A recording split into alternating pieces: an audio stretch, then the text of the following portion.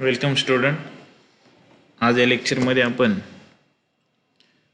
जे काही universal gates आहेत, नॅन्ड गेट आणि नॉर गेट, त्या नॅन्ड गेट आणि नॉर गेटपासून आपण आपल्या जे काही बेसिक गेट्स आहेत, अँड गेट, ऑर गेट आणि नॉट गेट, कसं कन्स्ट्रक्ट करू शकतो ते आपल्याला या लेक्चरमध्ये पाहायचं आहे.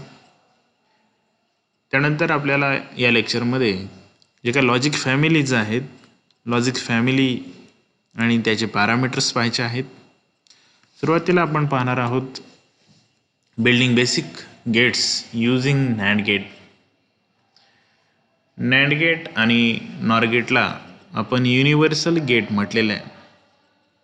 का म्हटलं आहे? कारण नॅन्ड गेट आणि नॉर गेटचा वापर करून आपण कोणतंही लॉजिकल एक्सप्रेशन ऑब्टेन करू शकतो, किंवा आपल्याला बेसिक गेट्स कन्स्ट्रक्ट करायचे असतील, अँड गेट आहे, ऑर गेट आहे, नॉट गेट आहे, ते आपण नॅन्ड आणि नॉरचा वापर करून बिल्ड करू शकतो, कन्स्ट्रक्ट करू शकतो. म्हणून ह्या दोन गेटला युनिव्हर्सल गेट म्हटलेलं आहे. सुरुवातीला आपण पाहतो building basic gates using NAND gate. आणि पहिली गेट आपल्याला पाहिजे नॉट गेट. नॉट गेट आपल्याला कन्स्ट्रक्ट करायची यूजिंग नॅन्ड गेट.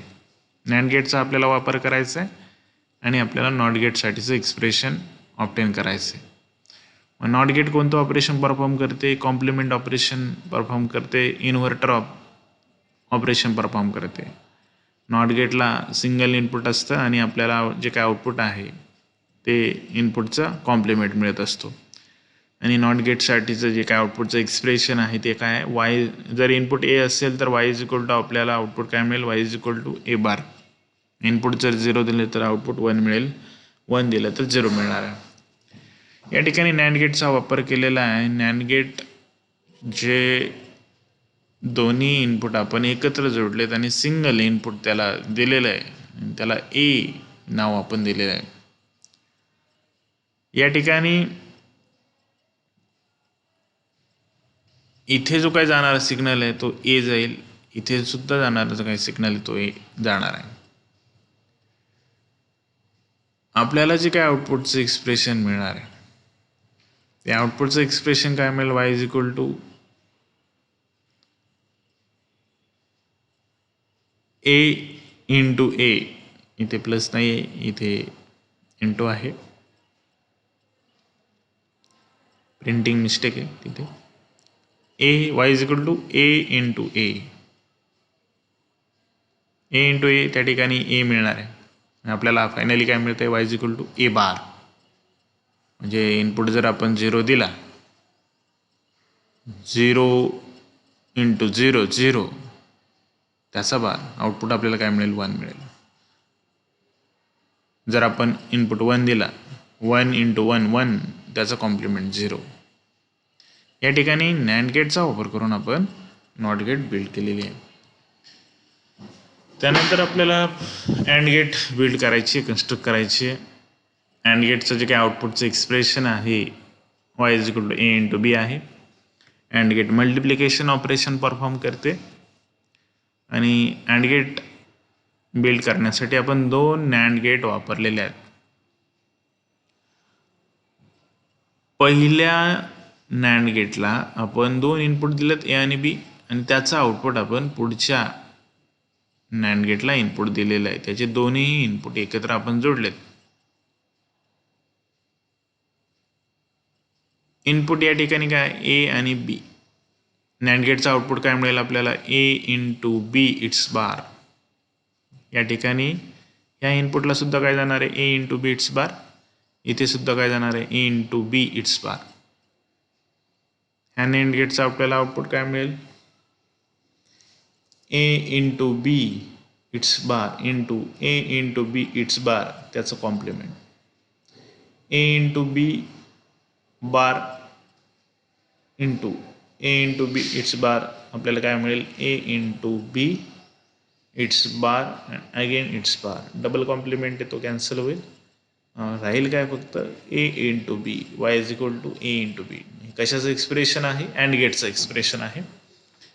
त्यानंतर आपल्याला ऑर गेट बिल्ड करायचे. Or gate oring operation perform करते. त्याचं आउटपुटचं एक्सप्रेशन काय? Y is equal to A or B किंवा ए प्लस बी.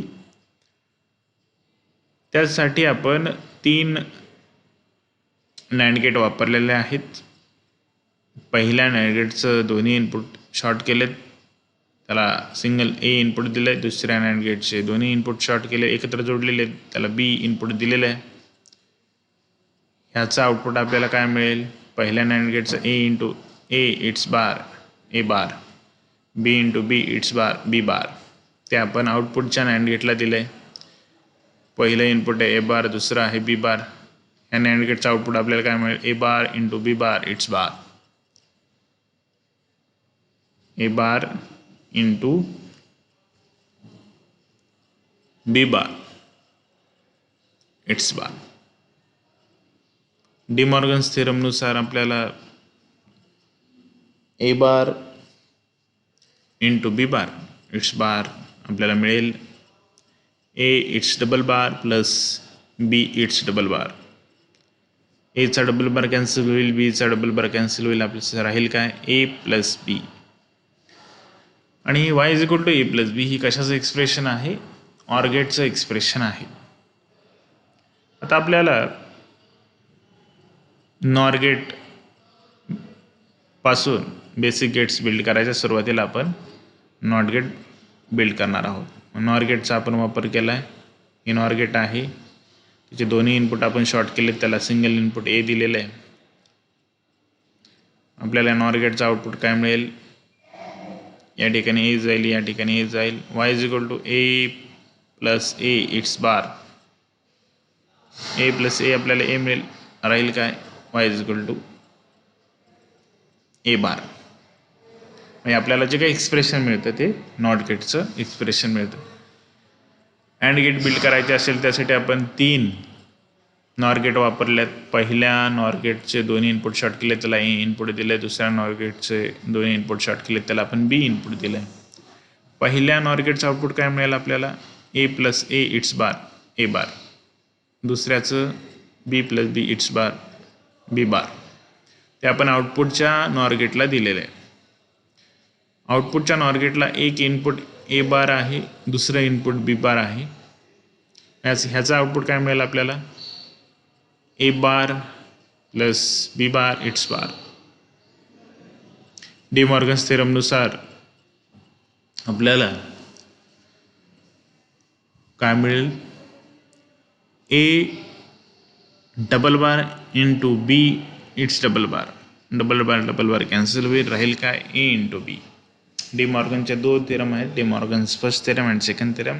त्याचा इथे वापर केलेला आहे. त्या थेरम आपल्याला नंतर पुढे पाहिजे आहेत.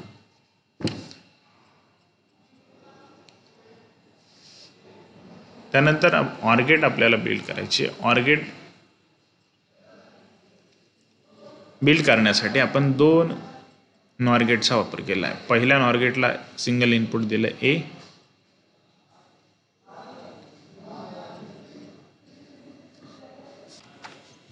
या ठिकाणी परत या ठिकाणी चुकीचं दाखवलेलं आहे.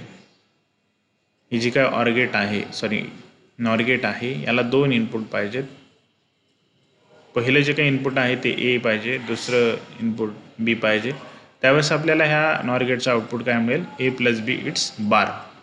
इथे 2 इनपुट पाहिजे, ए आणि बी. इथे दाखवलेलं नाही, चुकीचं दाखवलेलं आहे.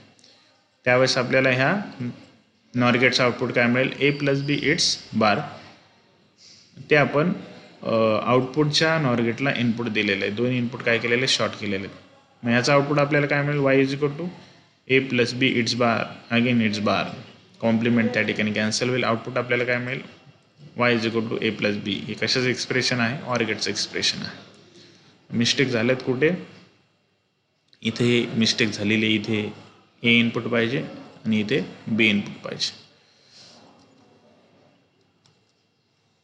त्यानंतर आपल्याला पाहायचं introduction of CMOS and TTL logic families. CMOS म्हणजे complementary metal oxide semiconductor and TTL म्हणजे transistor logic. In today's world, integrated circuits plays vital role in miniaturization of technology. In integration circuits IC, it is possible to accommodate a number of powerful devices on single chip. सध्याच्या वर्ल्डमध्ये, जगामध्ये integrated circuit plays vital role in miniaturisation of technology of integration of circuits.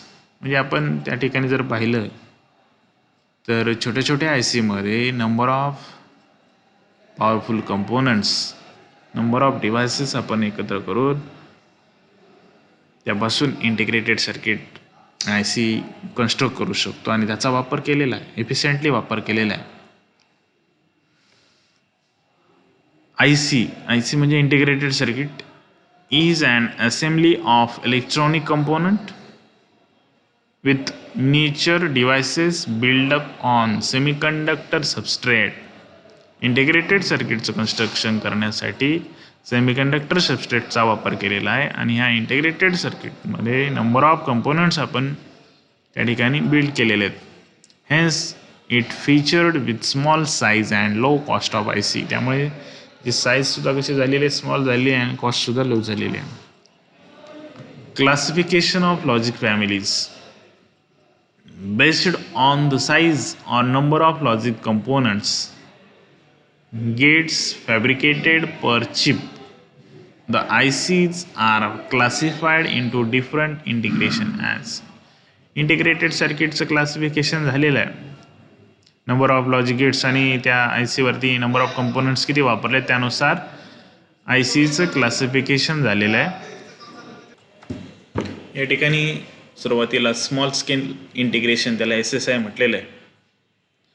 या small scale integration ICमध्ये less than 100 कंपोनंटचा वापर केलेला आहे आणि अबाउट 10 गेट्स, लॉजिक गेट्स त्या इंटिग्रेटेड सर्किटमध्ये ICमध्ये वापरलेले आहेत. त्याला small scale integration SSI IC म्हटलेलं आहे. मीडियम स्केल इंटिग्रेशन त्यालाच MSI म्हटलेलं आहे.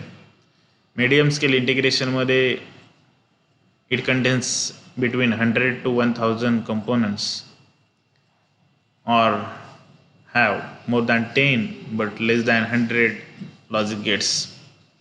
100 ते 1000 कंपोनंट्स आणि 10 ते 100 लॉजिक गेट्स ज्या IC टेक्निकमध्ये वापरलेल्या आहेत त्याला मीडियम स्केल इंटिग्रेशन म्हटलेलं आहे. लार्ज स्केल इंटिग्रेशन LSI मध्ये here number of components in between 1000 and 10,000 or have logic gates in between 100 to 1000. 1000 ते 10,000 कंपोनंट्स किंवा 100 ते 1000 लॉजिक गेट्स जर वापरलेले असतील IC फॅब्रिकेशन टेक्निकमध्ये त्याला लार्ज स्केल इंटिग्रेशन LSI म्हटलेलं आहे. व्हेरी लार्ज स्केल इंटिग्रेशन त्यालाच VLSI म्हटलेलं आहे. VLSI टेक्निकमध्ये जवळपास 10,000 ते 1,00,000 कंपोनंट प्रत्येक चिपवरती किंवा 1000 ते 10,000 लॉजिक गेट्स वापरलेले आहेत. त्याला very large scale integration VLSI integration technique म्हटलेलं आहे. Ultra large scale integration ULSI it contains more than 1,00,000 components per chip. जर 1,00,000 कंपोनंटपेक्षा जास्त कंपोनंट वापरलेले असतील तर त्याला अल्ट्रा लार्ज स्केल इंटिग्रेशन म्हटलेलं आहे. आणि giant scale integration GSI it contains much more than 2,00,000 components per chip.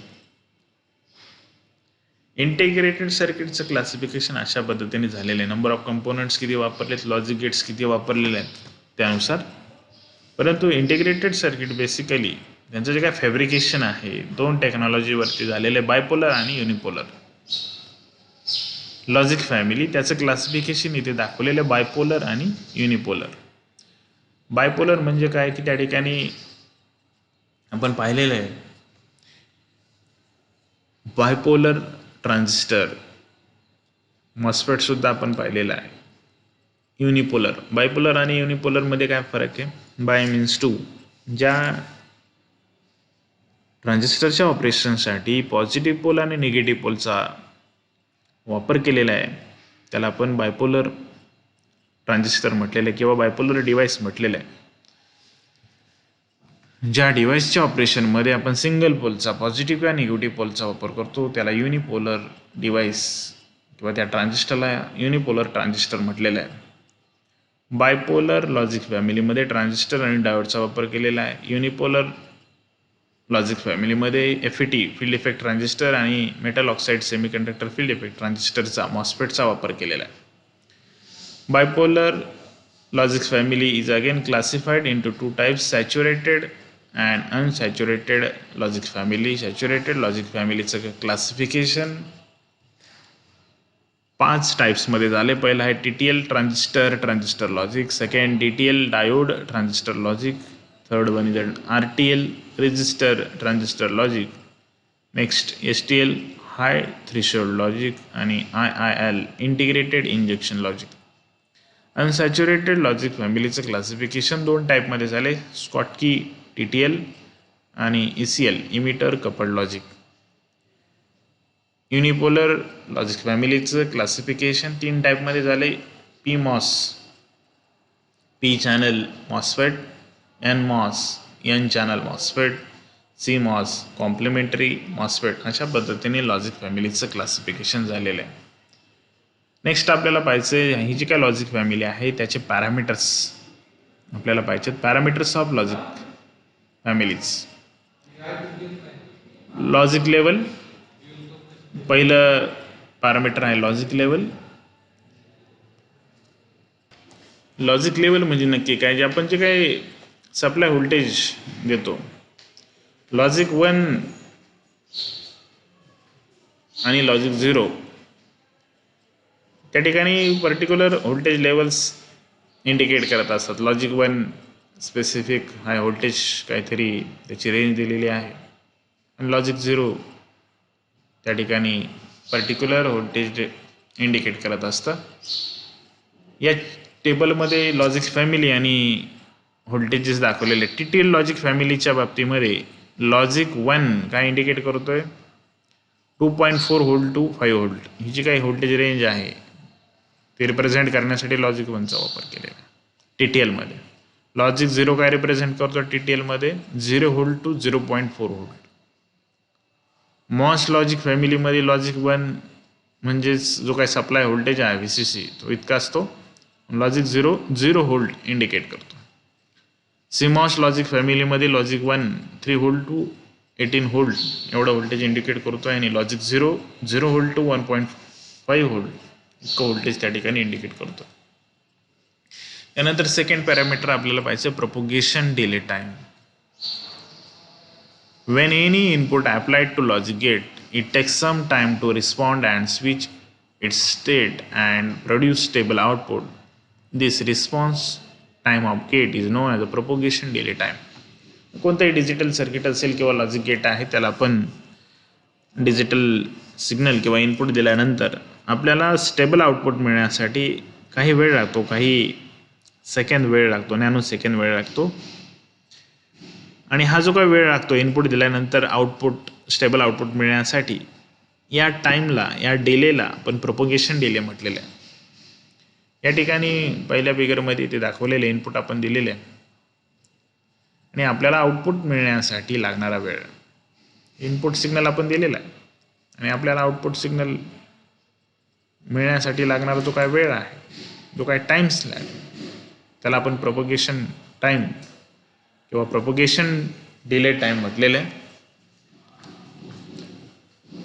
The propagation delay time decides the speed of operation of any logic gate. Propagation delay time जर कमी असेल तर speed त्या logic गेटचं जास्त आहे. प्रोपोगेशन डिले टाइम जर जास्त असेल तर स्पीड त्या लॉजिक गेटचं कमी आहे. The time between reference point on input pulse and corresponding reference point on output pulse is considered for measuring the propagation delay. आपण त्या फिगरमध्ये पाहिलं की प्रोपोगेशन डिले कॅल्क्युलेट करण्यासाठी आपण इनपुट पल्सवरचा आणि आउटपुट पल्सवरचा रेफरन्स पॉईंट तिथे कन्सिडर केला आहे आणि त्यावरून आपण त्या लॉजिक गेटचं किंवा त्या डिजिटल सर्किटचं प्रोपगेशन डिले आपण कॅल्क्युलेट करू शकतो. तिसरं पॅरामीटर आपल्याला पाहिजे fan in and fan out. While designing any digital circuit, the different gates are used. These gates require to connect each other at input or at the output of the other gate. In this context, the inputs and outputs of any gates need to decide properly, since the load on the driving gate is crucial to the operation of any logic gate. मग कोणतंही digital circuit असेल ते design करत असताना आपण वेगवेगळ्या logic गेटचा वापर करतोय आणि त्या लॉजिक गेट आपण एकमेकांना इंटरकनेक्ट करत असतो. मग एखादी लॉजिक गेट असेल तर त्या लॉजिक गेटला आपण मॅक्झिमम किती इनपुट देऊ शकतो किंवा त्या लॉजिक गेटचा आउटपुट आपण कितीपर्यंत लोडला देऊ शकतो ह्या गोष्टी कन्सिडर करणं गरजेचं आहे. फॅन इन म्हणजे नक्की काय पहा. Fan in defines the maximum number of inputs that can be connected to gate. एखादी लॉजिक गेट असेल तर त्या लॉजिक गेटला आपण मॅक्झिमम नंबर ऑफ किती इनपुट्स कनेक्ट करू शकतो तो जो काही नंबर आहे त्याला फॅन इन म्हटलेला आहे. Different logic families have different fan in. For example 2 input and gate has fan in is 2. जर 2 इनपुट अँड गेट असेल तर त्याचा फॅन इन किती झाला 2 आहे. फॅन आउट म्हणजे काय नक्की पहा. Fan out is the maximum number of outputs that can be connected to the output of particular gate. For example, if output of XOR gate is connected to 3 other external gates, then its fan out is 3. आपल्याकडे XOR gate आहे आणि त्या XOR गेटचं output आपण पुढे 3 external logic गेटला दिलं तर त्या ठिकाणी त्या XOR गेटचा फॅन आउट हा 3 इतका आपल्याला मिळतो. म्हणजे आपण त्या लॉजिक गेटचा आउटपुट किती लॉजिक गेटला पुढे इनपुट म्हणून देऊ शकतो, कनेक्ट करू शकतो, त्याला त्या लॉजिक गेटचं फॅन आउट म्हटलेलं आहे. नेक्स्ट आहे noise margin. In practice sometimes unwanted signals called noise may occur. It causes the input voltage to drop or to rise suddenly to the desired level. This may cause random changes in the output and predictable output may vary. To avoid this, noise immunity is set. The ability of logic circuit to tolerate noise signal is called as a noise immunity. Noise margin म्हणजे काय. आपण practically जर आपण विचार केला काही unwanted signals आपल्या इनपुटमध्ये ॲड झाला तर त्या ठिकाणी नॉईज क्रिएट होण्याची शक्यता असते. त्यामुळे आपण दिलेलं जे काही इनपुट व्होल्टेज आहे त्याच्यामध्ये सडन ड्रॉप किंवा राईज होऊ शकतो. त्यामुळे आपला जे काही आउटपुट आहे सर्किटचं आउटपुट चेंज होऊ शकतं आणि आपण जे काही प्रेडिक्ट केलेलं आउटपुट आहे त्यापासून ते आउटपुट व्हॅरी होतं. हे अवॉइड करण्यासाठी नॉईज इम्युनिटी आपण त्या ठिकाणी सेट करतो आहे त्या सर्किटमध्ये, त्या सर्किटची.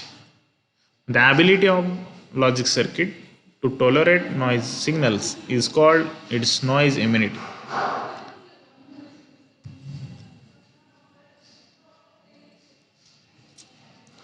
या ठिकाणी हाय स्टेट नॉईज मार्जिन इथे दाखवलेलं आहे VOH आणि VIH. इथे VIH म्हणजे काय, maximum input voltage recognise by gate as logic 1. Maximum input voltage as considered logic 1 by that gate. VOH म्हणजे काय, maximum voltage available at the output as a logic 1. आपल्याला ज्यावेळेस लॉजिक 1 इनपुट आपण दिलं आहे ते मॅक्झिमम व्होल्टेज इथे दाखवलेलं आहे ते लॉजिक 1 इंडिकेट करणार आहे आणि VOH मॅक्झिमम आउटपुट आहे ते लॉजिक 1 इंडिकेट करणार आहे. हाय स्टेट नॉईज मार्जिन इथे दाखवलेले आहे त्यांनी. आणि इथे VIL आणि VOL low state noise margin. VIL म्हणजे इथे बघा, maximum input voltage recognise by gate as a logic 0.